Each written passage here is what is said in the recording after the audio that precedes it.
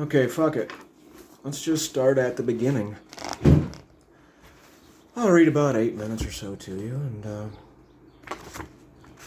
maybe doing that will help me find a balance. Or just good practice on reading professionally, where you have to pronounce everything. Alright. Before we begin...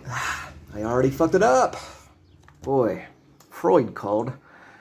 That's probably more Jung blocking shit out. Fuck, hang on. God. This is why I have to do this. Okay.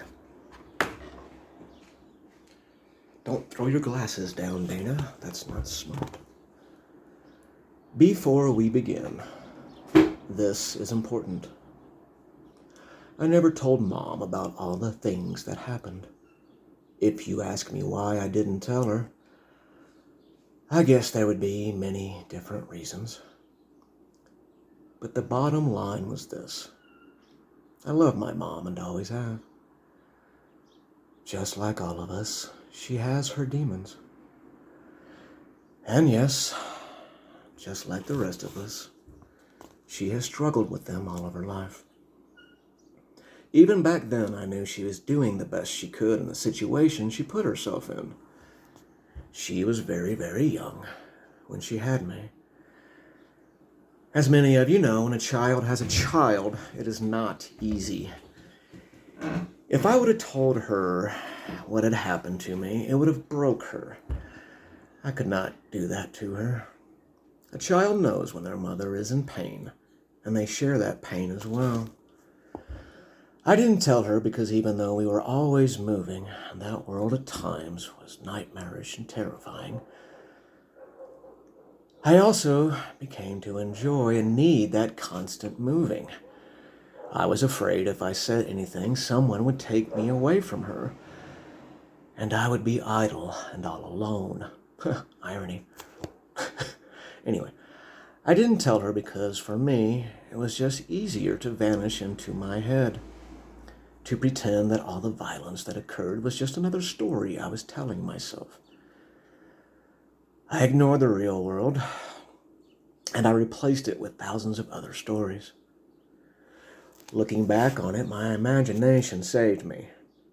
That life shaped me into the writer and artist that I am today. And I am proud of that artist and writer. If it wasn't for my imagination, I would have lost my mind and eaten a bullet a long, long time ago. Looking back on it all, even though life was hard and we lived in some horrible places, even in that darkness there was still good. There was still beauty.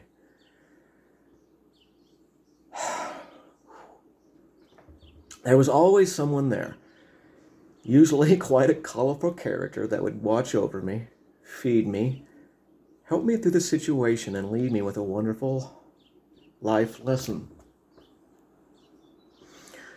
They became music inside of me that I am just now understanding. It took me 46 years and a long, long line of self-abuse and stupidity to get to this point and realize that. It took me 3 more fucking years to sober up. But I do know now. Those people that saved me and shaped me, where am I at, 3 minutes?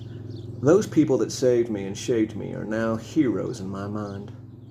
When times get hard, their voices are there to help me know, deep down inside my heart, deep in my soul, that is where the music is. Deep inside of me is where their music stays, and no one can take that away from me. You have to find a balance. You have to find a balance. When you find a balance inside yourself, the darkness is no longer cold. The light is not blinding. You stand on a beautiful gray line where your fears and happiness are together. And you can just live your life. You realize who you are at this point. That is important to remember. I think we all forget that at times. This next part's actually a lie. Mom stopped talking to me right before this book came out. She doesn't hate me, and it's just too much for both of us. But I wanted to write this and put it in here in case by chance one day she read it, they could be close again. That's never going to happen. Anyway, back to the character. That is important to remember. I think we all forgot that at times. I am now very close to my mom. Yes, she knows about what has happened because my stories are kind of all over the place, and sooner or later she was going to find out. So I told her. That conversation almost broke us apart again. But with time and patience and love, we are closer than ever. We both agreed that we have to deal with our demons on our own, and we really don't talk about the childhood.